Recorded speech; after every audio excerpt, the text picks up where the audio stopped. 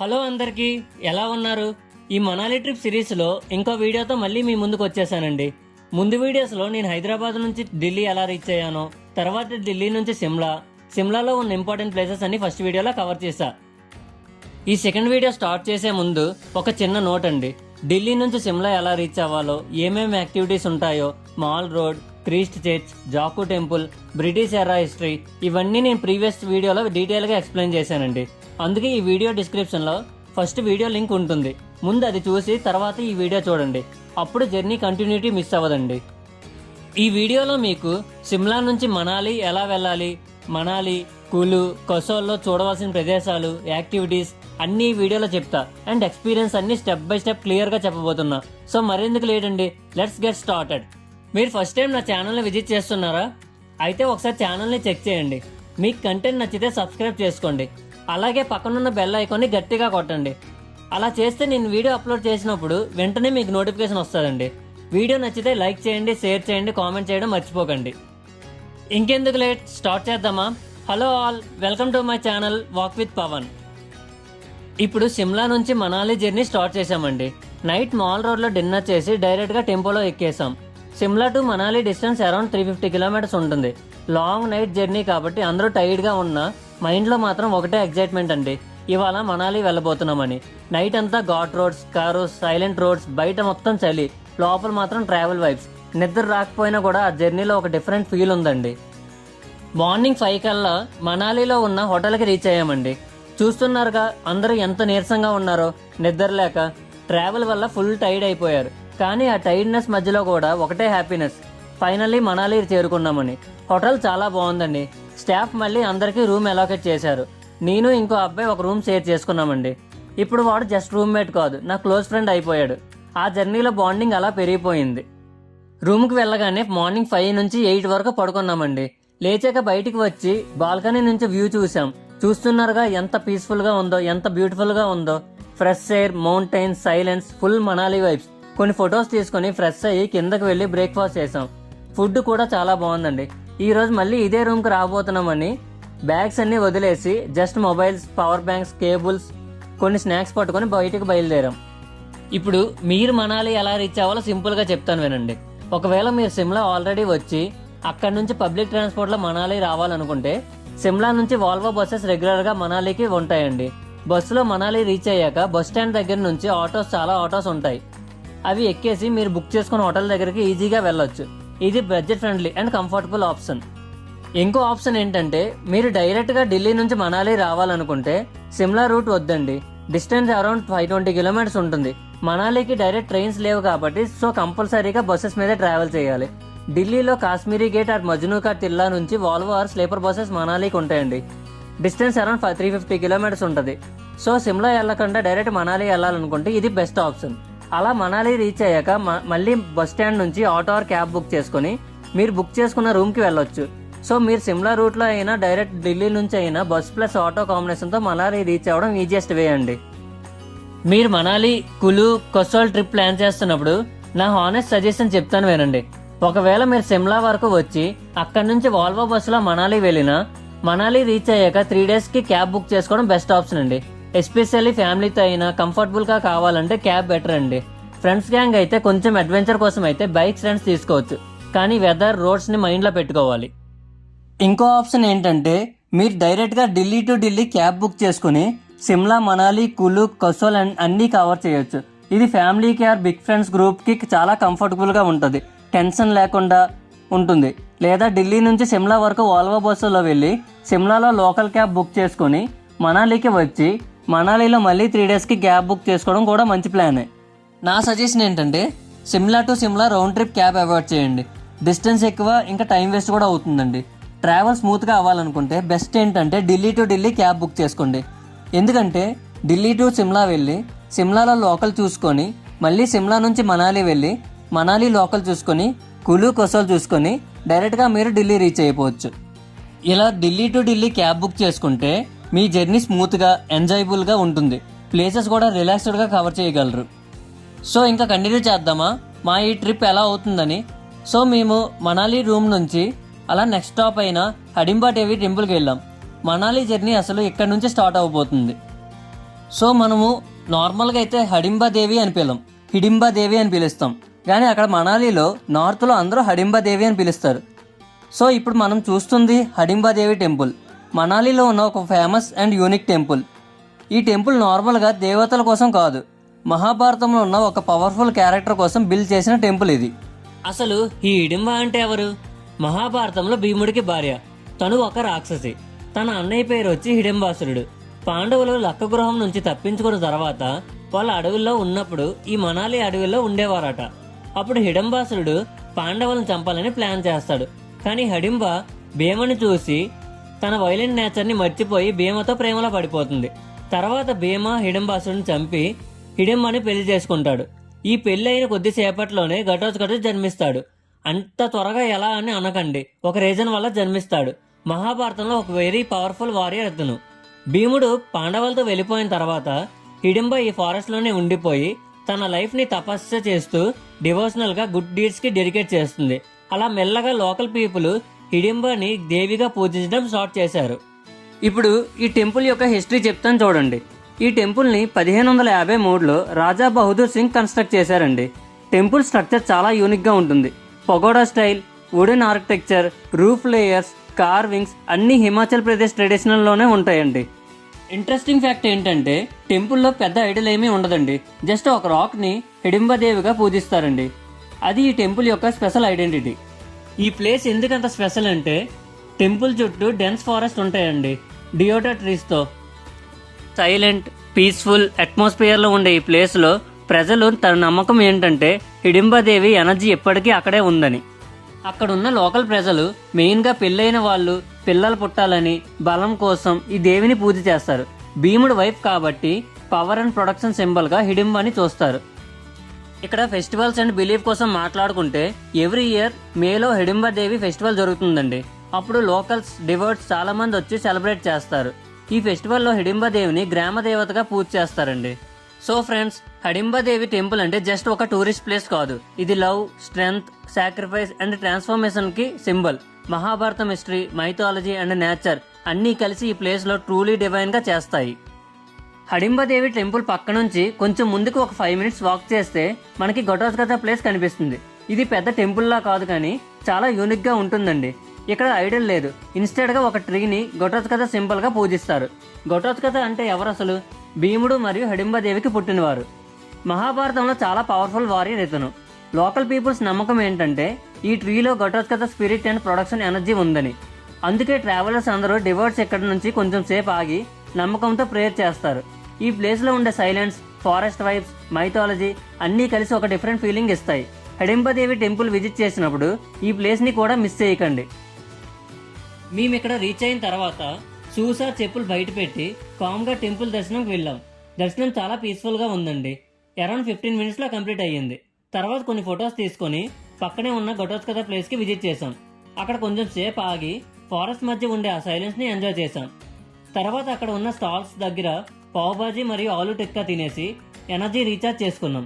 ఇలా short break తర్వాత afternoon 2 PM next destination కోసం స్టార్ట్ అయ్యాం, జోగిని వాటర్ ఫాల్స్కి. జోగిని వాటర్ ఫాల్స్కి వెళ్ళాలంటే పక్కాగా ట్రెక్ చేయాలండి. టోటల్గా 1 hour అలా ట్రెక్ ఉంటుంది. అది కూడా మేము కొంచెం వరకే మాత్రమే వెళ్ళాం. దారి మొత్తం నేచర్ మధ్యలో ఉంటుంది. Pine trees, small streams, fresh side, trekking లెవెల్స్కి చాలా బాగుంటుంది. మీరు కావాలంటే ఇంకా పైకి వెళ్ళొచ్చు. ఆల్మోస్ట్ 3 hours ట్రెక్ అలా చేసి వాటర్ ఫాల్స్ టాప్ వరకు రీచ్ అవ్వచ్చండి. కానీ అది చాలా రిస్కీగా ఉంటుంది, ఎస్పెషల్లీ వింటర్లో. చలి ఎక్కువగా, రోడ్స్ స్లిప్పరీగా ఉంటాయి, సేఫ్టీ కొంచెం కన్సర్న్గా ఉంటుంది. అందుకే మేము సేఫ్ సైడ్లో ఉండి కొంచెం వరకే వెళ్ళాం. అక్కడ కొన్ని రీల్స్, వీడియోస్, ఫొటోస్ తీసుకొని నేచర్ని ఎంజాయ్ చేసి రిటర్న్ అయ్యాం. Water sound, silence, chill breeze, full peaceful వైడ్లో ఉంటుంది. నెక్స్ట్ డెస్టినేషన్ వచ్చి వశిష్ఠ టెంపుల్. ఇక్కడికి వెళ్ళాలంటే డైరెక్ట్ జోగిని వాటర్ ఫాల్స్ నుంచి వాక్ ఉంటుంది. నియర్లీ 45 minutes అలా వాక్ చేయాలి. History, mythology and hot springs అన్నీ అక్కడ ఉంటాయి. జోగిని వాటర్ ఫాల్స్ నుంచి రిటర్న్ అయ్యాక మేము వశిష్ఠ టెంపుల్కి వెళ్ళాం. జోగిని వాటర్ ఫాల్స్ లాగా ట్రెక్ కాదు కానీ ఒక 30 to 45 minutes వాక్ ఉంటుంది. కొంచెం స్లోపీగా ఉంటుంది.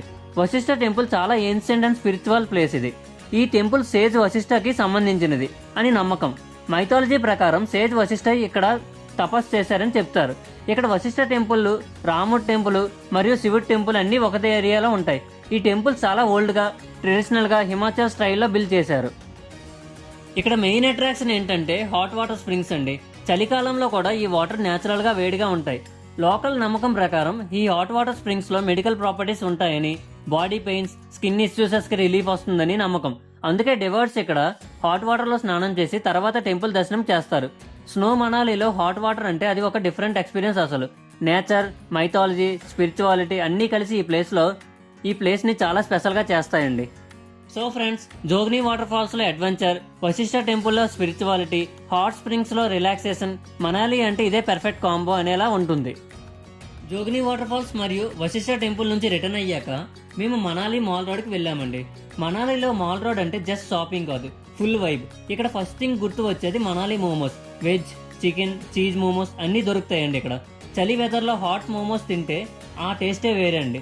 Along with momos, Maggi, corn, chai లాంటి స్ట్రీట్ ఫుడ్ కూడా చాలా పాపులర్ ఇక్కడ. మాల్ రోడ్ లో షాపింగ్ వస్తే ఉలెన్ క్లాత్స్ చాలా ఫేమస్ అండి ఇక్కడ. Sweaters, jackets, caps, gloves, mufflers, winter లో మస్ట్ బై ఐటమ్స్ అన్నీ ఇక్కడ ఉంటాయి. ఇంకా Himachal handicrafts, wooden items, key chains, fridge magnets, local jewellery, dream catchers అన్నీ ఇక్కడ కూడా దొరుకుతాయి. ప్రైసెస్ నెగోషియబుల్, సో బార్గెన్ చేయడం మర్చిపోకండి. మాల్ రోడ్ దగ్గర నియర్ బై ప్లేసెస్ కూడా ఉంటాయండి. Buddhist monastery, Van Vihar, old Manali side కి వెళ్ళడానికి కనెక్టింగ్ రోడ్స్, ఈవినింగ్ టైంలో లైట్స్, మ్యూజిక్, క్రౌడ్ తో మాల్ రోడ్ చాలా లైవ్లీగా ఉంటుందండి. ఓవరాల్ గా మనాలి మాల్ రోడ్ అంటే food, shopping, culture and chill vibes అన్నీ ఒకటే ప్లేస్ లో ఎక్స్పీరియన్స్ చేయడం లాంటి ఫీలింగ్ ఇస్తుంది. మాల్ రోడ్ నుంచి డైరెక్ట్ గా మేము రూమ్ కి వెళ్ళామండి. బయట టెంపరేచర్ ఆల్మోస్ట్ 1 డిగ్రీ ఉంది. ఫుల్ చలి, జాకెట్, గ్లౌస్ ఉన్నా కూడా చలి ఆపలేకపోతున్నాయి. రూమ్ కి వెళ్ళగానే హీటర్ ఆన్ చేసి కొంచెం వార్మ్ అయ్యాం. తర్వాత డిన్నర్ కోసం కిందకు వచ్చి మంచిగా తినేసి ఫుల్ గా ట్రావెల్ వల్ల టైర్డ్ అయ్యాం. ఎర్లీగా పడుకున్నాం. ఇక్కడతో మా డే 2 అనేది కంప్లీట్ అయ్యిందండి. ఇక్కడ నేను మీకు చెప్పాలనుకున్న సజెషన్ ఏంటంటే, మనాలి ట్రిప్ ఫస్ట్ డేలో లోకల్ సైట్ సీయింగ్ కంప్లీట్ చేయండి. Hadimba Devi temple, Jogini waterfalls, Vashisht temple, mall road లో షాపింగ్ లాంటి ప్లేసెస్ అన్ని 1 డేలో కవర్ చేయొచ్చు. మీరు ఆల్రెడీ క్యాబ్ బుక్ చేసుకుని ఉంటే ఆ క్యాబ్ లో అన్ని ప్లేసెస్ తిరిగి లాస్ట్ కి డైరెక్ట్ గా రూమ్ కి రిటర్న్ అవ్వండి. ఇలా ప్లాన్ చేస్తే టైం సేవ్ అవుతుంది, బాడీ కూడా టైర్డ్ కాదు, మనాలిని రిలాక్స్డ్ గా ఎంజాయ్ చేయగలరు. ఇంకా ఇక్కడతో మా డే 2 అనేది కంప్లీట్ అయిపోయింది. నైట్ ఫుల్ చలిలో ఉన్నా కూడా నేను మాత్రం ఫ్యాన్ వేసుకుని పడుకున్నా చూడండి. మా వాడేమో అరే ఫ్యాన్ ఆపరా అని అరిచాడు, కానీ నాకు ఫ్యాన్ కావాలని చెప్పి అలా పడుకున్నాం. చలి plus fan equal to next level sleep అన్నమాట. Coming to the day 2, morning 7కి లెగిసి ఫ్రెష్ అయ్యి ఈ రోజు కూడా ఇక్కడికే రిటర్న్ వస్తామని బ్యాగ్స్ ఏమీ తీసుకోలేదండి. నిన్నట్లాగే మొబైల్స్, పవర్ బ్యాంక్స్, కేబుల్స్, కొన్ని స్నాక్స్ మాత్రమే పట్టుకొని బయటికి వెళ్ళాం. అప్పుడే హోటల్ నుంచి బ్రేక్ఫాస్ట్ రెడీ అని కాల్ వచ్చింది. కింద వెళ్ళి మంచిగా బ్రేక్ఫాస్ట్ తిన్నాం. హానెస్ట్లీ చెప్పాలంటే ఫుడ్ అండ్ హోటల్ మాత్రం చాలా బాగున్నాయండి. నేను ఎక్స్పెక్టేషన్ చాలా తక్కువ పెట్టుకొని వచ్చా, అందుకే ఏమో ఇంకా బెటర్గా అనిపించాయి. బ్రేక్ఫాస్ట్ అయ్యాక సోలంగ్ వ్యాలీ అండ్ అటల్ టనల్కి స్టార్ట్ అయ్యామండి. సోలంగ్ వ్యాలీకి ముందు మధ్యలో ఒక దగ్గర ఆపి స్నో ఏరియాలోకి వెళ్ళాలి కాబట్టి డ్రెస్ అండ్ షూస్ రెంట్కి తీసుకోవాలని చెప్పారండి. అందరం తీసుకున్నాం. పెర్ హెడ్ 250 అలా పడింది. అక్కడ నుంచి ఒక పర్సన్ వచ్చి స్నో యాక్టివిటీస్ ప్యాకేజ్ ఎక్స్ప్లెయిన్ చేశాడు. టోటల్ 4 యాక్టివిటీస్కి 1800 అన్నాడండి. మేము కొంచెం బార్గెన్ చేసి 1600 ఫిక్స్ చేసాం. ఆ యాక్టివిటీస్ ఏంటంటే, ఒకటి జిప్ లైన్. ఈ జిప్ లైన్ వచ్చి అప్ అండ్ డౌన్ రివర్ పైన ఉంటాయండి. ఇంకోటి rocket jumping, skating, tube ride, yak ride and balloon ride అండి. ఇలాంటివి ఉంటాయి. ఇందులో మనం ఎనీ 4 పిక్ చేసుకోవాలండి. మేము యాక్ అండ్ బెలూన్ పిక్ చేయలేదు. అలా ఒక 30 మినిట్స్ జర్నీ చేసిన తర్వాత యాక్చువల్ పాయింట్కి రీచ్ అయ్యాం.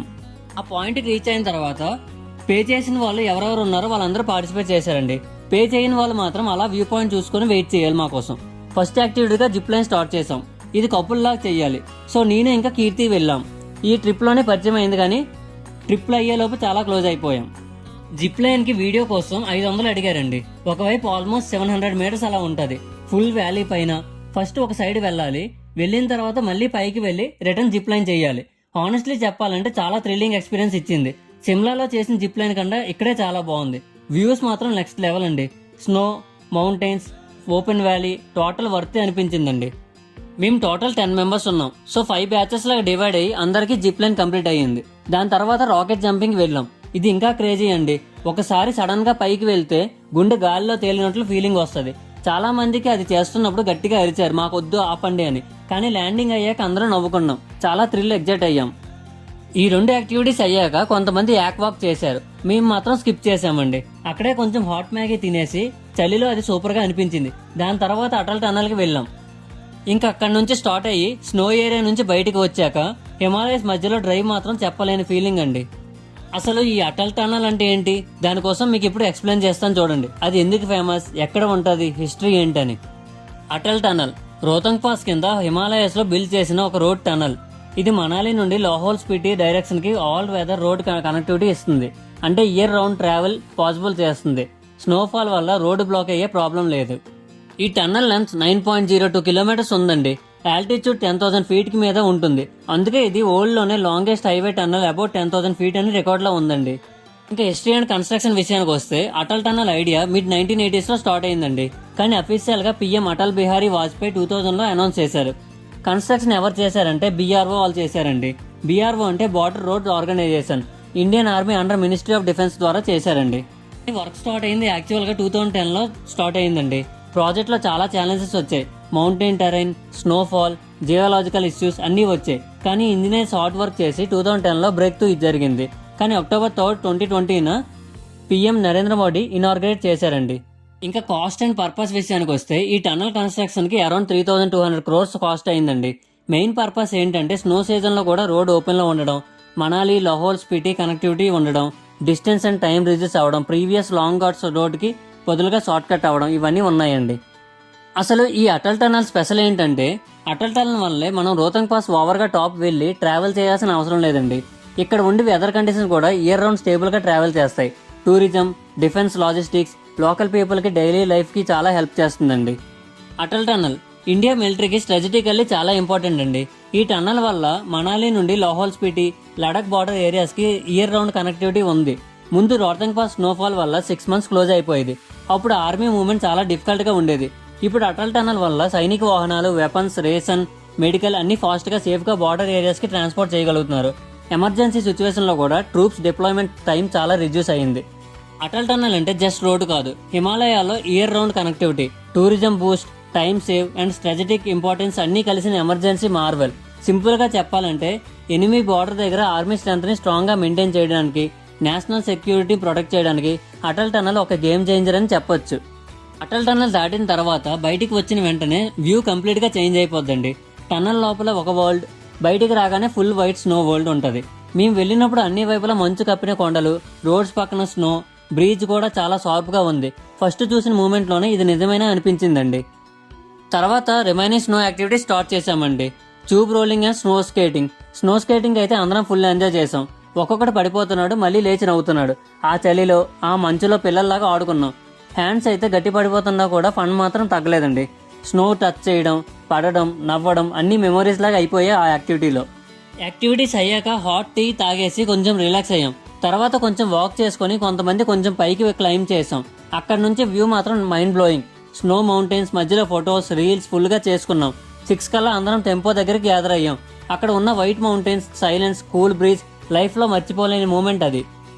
ఇక్కడ ఒక ఇంపార్టెంట్ పాయింట్ చెప్పాలంటే మాక్సిమం 5:30 కల్లా బయటికి రావాలి. తర్వాత ఏరియా క్లోజ్ చేస్తారు, సో టైమింగ్ ఫాలో అవ్వాలి. తర్వాత అక్కడ నుంచి ఆల్మోస్ట్ 1 hour జర్నీ చేసి మేము రెంట్కి తీసుకున్న snow dress and shoes return ఇచ్చేసాం. అందరం ఫుల్ అలసిపోయాం. రూమ్కి వెళ్ళి ఫ్రెష్ అయ్యి మళ్ళీ కిందకి వచ్చి డిన్నర్ తినేసి అప్పుడు చెప్పారు, ఈరోజు మీకు బాన్ ఫైర్ విత్ డీజే ఉందని. కొంచెం సేపు బాన్ ఫైర్ దగ్గర ఎంజాయ్ చేసాం. Music, laughs, cold breeze vibe super గా ఉంది. ఆ చలిలో అరౌండ్ 10:30 కల్లా రూమ్స్కి వెళ్ళాం.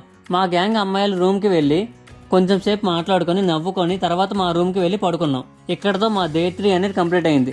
స్నో, ఫన్, ఫ్రెండ్స్, మెమరీస్ ఈ రోజు మాత్రం నెక్స్ట్ లెవెల్ అండి. Coming to the day 4, morning లేసి చూసేసరికి ఈరోజు ప్లాన్ ఏంటంటే కులు అండ్ కోసల్. అందుకే ఫ్రెష్ అయ్యి ఈ హోటల్కి బాయ్ బాయ్ అని చెప్పి అన్ని బ్యాగ్స్ ప్యాక్ చేసి కిందకి ఇచ్చేసామండి.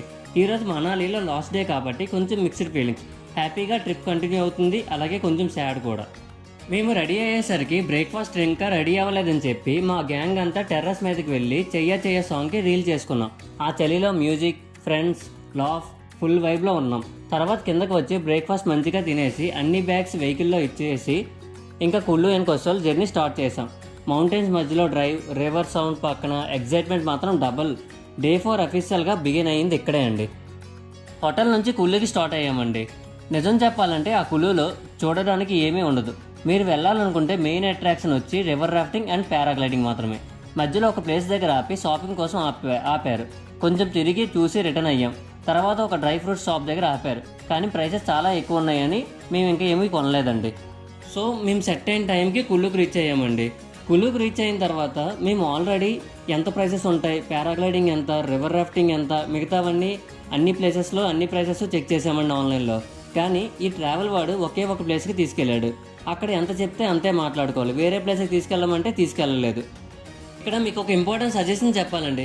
మీరు ఓన్గా ట్రావెల్ చేస్తే ప్రైసెస్ కంపేర్ చేసుకొని బయట బెటర్ ప్లేసెస్లో ట్రై చేయండి. కానీ ట్రావెల్ కంపెనీతో వస్తే మాత్రం వాళ్ళు తీసుకొని వెళ్ళిన ప్లేస్లోనే చేయాలండి. అక్కడ ఎంత ప్రైస్ చెప్పినా చెయ్యాలి, లేకపోతే స్కిప్ చేయాలి, అంతే. బార్గెన్ స్కోప్ ఆల్మోస్ట్ ఉండదండి. మేము కూడా అలాగే వెళ్ళి బుక్ అయిపోయాం, కానీ అక్కడికి వెళ్ళి మాట్లాడుకున్నాం. కానీ వాళ్ళు రీచ్ అయిన తర్వాత ఇక్కడే చెయ్యాలి లేదంటే వద్దు అని క్లియర్గా చెప్పేశారండి. సో మేము ఇంకా తప్పక అక్కడే తీసుకున్నామండి. వాడు చాలా కాస్ట్ చెప్పాడు, కానీ మేము ఎంత కాస్ట్ తీసుకున్నాం అనేది లాస్ట్కి చెప్తాను. సో ఫస్ట్ రివర్ రాఫ్టింగ్ కోసం చెప్తాను చూడండి. ఇక్కడ రివర్ రాఫ్టింగ్ అంటే టోటల్ 3 టైప్స్ ఉంటాయండి. ఒకటి 8 కిలోమీటర్స్, ఒకటి 10 కిలోమీటర్స్, ఒకటి 14 కిలోమీటర్స్. బేస్డ్ ఆన్ దట్ ఆ కిలోమీటర్స్ బట్టి ఇంకా ప్రైసెస్ ఉంటాయండి. మేము 10 కిలోమీటర్స్ రివర్ రాఫ్టింగ్కి వెళ్ళామండి. 1000 రూపీస్ పెర్ హెడ్ అలా పడింది. Plus unlimited photos and videos కోసం 1500 తీసుకున్నాడు ఎక్స్ట్రా. అంటే 1500 7 మెంబర్స్ కలిపి తీసుకున్నాడు. సో మేము 7 మెంబర్స్ కలిపి వెళ్ళాం కాబట్టి పెర్ హెడ్ అలా 1215 రూపీస్ అలా పడిందండి. Almost 1 hour journey. ఇంకా రివర్ రాఫ్టింగ్లో వాటర్ ఫోర్స్గా వస్తుంటే బోట్ అప్ అండ్ డౌన్ అయిపోతుంటే ఫుల్ అడ్రినలిన్ రష్ అండి. ఎంత వైబ్లో ఉన్నామంటే ఇంకా చలి ఫుల్గా నీళ్లు బాడీకి తగులుతుంటే ఒక సెకండ్ షాక్ అయ్యి తర్వాత ఫుల్ ఎంజాయ్మెంట్ అయిందండి. అందరం అరుస్తూ నవ్వుతూ ప్యాడల్స్ కొడుతూ ఫుల్ థ్రిల్లా ఉన్నామండి. ఇంకా అందరం కింద దిగి వాటర్లో దిగిన తర్వాత ఇంకా చూడాలి, వాటర్ మాత్రం -10 -20 డిగ్రీ సెంటిగ్రేడ్స్ అలా ఉందండి. రాఫ్టింగ్ అయ్యాక జీప్లో మళ్ళీ ఒరిజినల్ డ్రాప్ లొకేషన్కి డ్రాప్ చేసేసారండి. ఇంకా పారాగ్లైడింగ్ విషయానికి వస్తే ఫస్ట్ మేము పారాగ్లైడింగ్కి 3000 వితౌట్ వీడియో అన్నారండి. బయట కొంచెం చీప్ ఉంటుంది, కానీ ఇక్కడ అదే ఫైనల్ అని చెప్పారు. బార్గెన్ చేసి 3000 విత్ వీడియోకి ఒప్పుకున్నారు. మా గ్యాంగ్లో 4 మెంబర్స్ వెళ్ళాం. ముగ్గురు అబ్బాయిలము, ఒక అమ్మాయి. ఇంకా మా నలుగురం అక్కడి నుంచి ఒక 30 మినిట్స్ జీప్ జర్నీ చేసి చాలా చిన్న ఘాట్ రోడ్ అండి. రోడ్డు కన్నా లో ఎక్కువ. ఆనెస్ట్లీ చెప్పాలంటే పారాగ్లైడింగ్ కన్నా ఆ జీప్ రైడే భయం అనిపించింది. ఆ చిన్న ఘాట్ రోడ్లో కూడా చాలా స్పీడ్గా వెళ్తున్నాడు. ఇంకేముంది, మా 4 మెంబర్స్ కూడా అరే ఆపండి రోయ్ అని అరుస్తున్నాం. ఇంకా పైకి వెళ్ళాక టైం తక్కువ ఉందని ఫాస్ట్గా ప్రాసెస్ కంప్లీట్ చేశారు. కన్సెంట్ ఫామ్ మీద సైన్ చేయించి హార్నెస్ వేసేసి హెల్మెట్ పెట్టి రెడీ అని అడిగారు. తర్వాత ఒక స్మాల్ రన్ అండ్ సడన్గా గాలిలో ఉన్నాం. కింద వ్యాలీ, పైన స్కై, మధ్యలో మేము. అబ్సల్యూట్ ఫ్రీడమ్ ఫీలింగ్ అండి. గాలి మొహంకి తగులుతూ మౌంటైన్స్ పక్కన గ్లైడ్ అవ్వడం లైఫ్లో వన్స్ అయినా ఎక్స్పీరియన్స్ చేయాలండి ఇలాంటివి. ఇంకా రివర్ రాఫ్టింగ్ కంప్లీట్ అయ్యాక నా వీడియోస్ అండ్ ఫొటోస్ ఫోన్లోకి ఎక్కించుకున్నాం. అలాగే పారాగ్లైడింగ్ అయ్యాక కూడా సేమ్ ప్రాసెస్. యాక్టివిటీస్ వల్ల ఆకలి వేసి అక్కడే హాట్ మ్యాగీ తినేసి మేము వెళ్ళిన 4 మెంబర్స్ లొకేషన్కి కార్లో రీచ్ అయ్యామండి. అక్కడ ఆల్రెడీ అందరూ యాక్టివిటీస్ కంప్లీట్ చేసుకున్నారు. సో అందరం గ్యాంగ్ అంతా అక్కడ కలిసాం మళ్ళీ. ఇక్కడ మీకు ఒక సజెషన్ చెప్తాను చూడండి. మీరు రివర్ రాఫ్టింగ్ చేసినప్పుడు ఫోన్స్ తీసుకెళ్ళకండి. మీరు బస్సులో కానీ కార్లో కానీ ఉంచేయండి. ఒకవేళ ఫోన్స్ తీసుకెళ్తే అది ఐఫోన్ అయినా నార్మల్ ఫోన్ అయినా అక్కడ తడిసిపోద్ది. సో మళ్ళీ మీకు ఇబ్బంది అవుతుంది. ఎందుకంటే వాటర్ అనేది లోపల కూడా వస్తాయి, మీరు కింద దిగుతారు, లేకపోతే తడిసిపోతాయి, అన్నీ బాగా ఇబ్బంది అవుతుంది. సో ఇది నా సజెషన్. ఇంకో సజెషన్ ఏంటంటే, మీరు రాఫ్టింగ్ చేయాలనుకుంటే నార్మల్ నైట్ డ్రెస్ వేసుకోండి. షర్ట్, ట్రాక్ ప్యాంట్స్ లాంటివి వేసుకోండి. అవి త్వరగా ఆరిపోతాయి. అక్కడ డ్రెస్ చేంజ్ రూమ్స్ ఉంటాయి, కానీ అంత ప్రాపర్గా ఉండవు. జీన్స్, స్వెటర్స్ వేసుకుంటే వెట్ అయ్యాక చాలా ఇబ్బంది అవుతుంది. కొంచెం సేపు ఆ డ్రెస్ ఆరేసుకొని మళ్ళీ చేంజ్ చేసుకోవచ్చు. అది బెస్ట్ ఆప్షన్. తర్వాత అక్కడి నుంచి కొసోల్కి స్టార్ట్ అయ్యామండి. ఆల్మోస్ట్ 2 అవర్స్ జర్నీ తర్వాత ఈవినింగ్ 7:30కి కొసోల్లో ఉన్న మణికరణ్ రీచ్ అయ్యాం. ఫుల్ చలి. అక్కడ మణికరణ్ గురుద్వార్కి వెళ్ళామండి. అసలు ఈ మణికరణ్ గురుద్వార్ అంటే ఏంటి, అక్కడ హిస్టరీ ఏంటి, అవన్నీ చెప్తాను చూడండి. అసలు మణికరణ్ గురుద్వార్ అంటే మనకి సిక్కులకి మరియు హిందువులకి పవిత్రమైన స్థలం అండి. ఇప్పుడు మీకు సిక్కుల యొక్క కథ చెప్తాను, మరియు హిందువుల యొక్క కథ కూడా చెప్తాను. హిమాచల్ ప్రదేశ్లోని పార్వతీ లోయలో కొసోలకు దగ్గరగా ఉన్న పవిత్ర స్థలం మణికరణ్ గురుద్వార్. ఈ ప్రాంతం హిందువులకు, సిక్కులకు రెండింటికి అత్యంత పవిత్రమైనది. మణికరణ్ అనే పేరు వెనుక ఒక గొప్ప కథ ఉందని చెప్తారు. పురాణాల ప్రకారం పార్వతీదేవి స్నానం చేస్తూ తన చెవిలో ఉన్న మణిని, అదే రత్నాన్ని, నదిలో పడేసిందండి. ఆ మణి కనబడకపోవడంతో శివుడు కోపంతో తాండవం చేశాడు. అప్పుడే భూమి మీద నుంచి వేడి నీటి ఊటలు వెలువడ్డాయి. మణి తిరిగి కనిపించడంతో ఆ స్థలానికి మణికరణ్ అనే పేరు వచ్చింది. ఈ ప్రాంతాన్ని హిందువులు శివుడు, పార్వతీదేవి తపస్సు చేసిన స్థలంగా నమ్ముతారు. అందుకే ఇక్కడ వేడి నీటి ఊటలు, అదే హాట్ స్ప్రింగ్స్ సహజంగా వస్తుంటాయి. ఇంకా సిక్కుల చరిత్ర ప్రకారం గురునాయక్ దేవ్జీ తన శిష్యుడు బాయ్ మర్దానాతో కలిసి ఈ ప్రాంతానికి వచ్చారు. ఆ సమయంలో బాయ్ మర్దానాకు ఆకలి వేస్తే గురునాయక్ దేవ్జీ రాళ్ళను ఎత్తమని చెప్పగా ఆ రాళ్ళు కింద నుంచి వేడి నీటి ఊబికి వచ్చింది. అదే నీటిలో అన్నం, కూరగాయలు వేస్తే స్వయంగా వండిపోవడం ఒక అద్భుతం. ఈ అద్భుతాన్ని చూసి అక్కడ గురుద్వార్ నిర్మించారు. ఇప్పటికీ ఆ గురుద్వార్లో లంగర్ భోజనం వేడి నీటిలో ఊటలోనే వండుతారు. ఇది ప్రపంచంలోనే ఒక అద్భుతమైన గురుద్వార్ అని చెప్తారు. ఇక్కడ హిందూ ఆలయాలు, సిక్కు గురుద్వార్ ఒకే ప్రాంగణంలో ఉండడం మత సామరస్యానికి గొప్ప ఉదాహరణ. ప్రకృతి అందం, ఆధ్యాత్మిక శాంతి, అద్భుతమైన చరిత్ర కలిగిన స్థలం మణికరణ్ గురుద్వార్. పశువులకు వెళ్తే ఈ పవిత్ర స్థలాన్ని తప్పక దర్శించాలండి.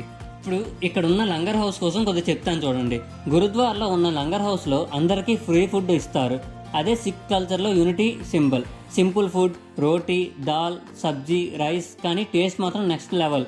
మంచిగా కూర్చొని డిసిప్లైన్తో, గ్రాటిట్యూడ్తో తినడం ఒక స్పెషల్ ఫీలింగ్ అండి. ఇక్కడ దర్శనం చేసుకొని లంగర్లో డిన్నర్ చేసి బయటికి వచ్చి కొన్ని ఫొటోస్ దిగాం. ఇక్కడ హాట్ స్ప్రింగ్స్ కూడా ఉంటాయండి. ముందు చెప్పినట్లుగా చలిలో ఆ వెచ్చని నీరు చూసిన వెంటనే బాడీ రిలాక్స్ అయిపోతుంది. తర్వాత టెంపో దగ్గరకు వెళ్ళి కొసాల్ షాపింగ్ ఏరియాకు దగ్గర ఆపారు. ఆల్మోస్ట్ 30 మినిట్స్ టైం ఇచ్చారు. ఏమైనా కావాలంటే తీసుకోండి అని. ఐటమ్స్ బాగున్నాయి కానీ కాస్ట్ కొంచెం ఎక్కువ చెప్పారు. సో మేము ఏమీ కొనలేదండి. ఇక్కడతో మా Manali 3 days Kullu Kasol trip complete అయింది. ఈ వీడియోలో మీకు ఏమైనా డౌట్స్ ఉంటే, అసలు మనాలి ఎలా వెళ్ళాలి, సిమ్లా నుంచి వెళ్ళాలా లేకపోతే ఢిల్లీ నుంచి వెళ్ళాలా, ప్యాకేజెస్ ఏంటి, ఇంకా యాక్టివిటీస్ ఏంటి, ఫుడ్ ఎలా ఉంటుంది, ఇంకా స్టే, అవన్నీ డౌట్స్ ఏమైనా ఉంటే కింద కామెంట్ చేయండి. నేను పక్కాగా రిప్లై ఇస్తాను. ఇక్కడ నుంచి మేము డల్హౌసీ అండ్ కజియార్కి వెళ్ళాం. కజియార్ డల్హౌసీ ఎలా రీచ్ అవ్వాలి, అక్కడ ఏముంటాయి, హిస్టరీ ఏంటి, మేము ఎలా వెళ్ళాం, మీరు ఎలా వెళ్ళాలి, అసలు వర్తా కాదా, అన్నీ నెక్స్ట్ వీడియోలో డీటెయిల్గా చెప్తాను. ఆ వీడియో మిస్ అవ్వకుండా ఉండాలంటే సబ్స్క్రైబ్ చేసుకోండి. బెల్ ఐకాన్ని గట్టిగా కొట్టండి. నెక్స్ట్ వీడియోలో కలుద్దాం. బాయ్.